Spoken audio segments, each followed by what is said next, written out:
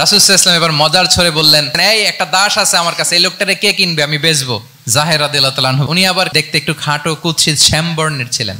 উনি মদিনায় থাকতেন না, উনি মরুপল্লীতে থাকতেন। ওখানে তিনি অর্গানিক ফলমূল শাকসবজি চাষ করতেন। রাসূল সাল্লাল্লাহু আলাইহি ওয়াসাল্লাম ওনার এই অর্গানিক ফলমূল আর শাকসবজি খুব পছন্দ করতেন। ফলে উনি প্রায় সেই মরুপল্লী থেকে রাসূল সাল্লাল্লাহু আলাইহি ওয়াসাল্লামের জন্য অর্গানিক ফ্রেশ ফ্রুট আর শাকসবজি মদিনায় নিয়ে আসতেন এবং এগুলো ফ্রিতে দিতেন রাসূল সাল্লাল্লাহু আলাইহি ওয়াসাল্লামকে অ্যাজ এ গিফট।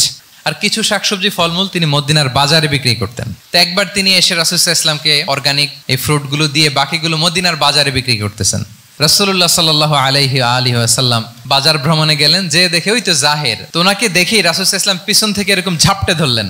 উনি তো দেখতে পারতেছেন না কে ধরলো। উনি বলে, মান হাদা আরসিলনি, এই ছাড়ো ছাড়ো, কে এই কোন লোক আমারে ধরলো, ছাড়ো ছাড়ো করে অস্থির। যখন পিছনে ফিরে দেখে আল্লাহ রাসূল সাল্লাল্লাহু আলাইহি ওয়াসাল্লাম এখন আর ছাড়াছাড়ি করে না, এখন ওনার পিঠটা রাসূল সাল্লাল্লাহু আলাইহি ওয়াসাল্লামের বুক মোবারকের দিকে আরো লাগাই দিচ্ছে এইভাবে। রাসূল সাল্লাল্লাহু আলাইহি ওয়াসাল্লাম এবার মজার ছলে বললেন, এই একটা দাস আছে আমার কাছে, এই লোকটারে কে কিনবে, আমি বেচবো। জাহের রাদিয়াল্লাহু তাআলা আনহু বলেন, ইয়া রাসূলুল্লাহ, আমি কালো মানুষ, আমি সস্তা মানুষ, আমারে বেচলে বেশি দাম পাবেন না আপনি।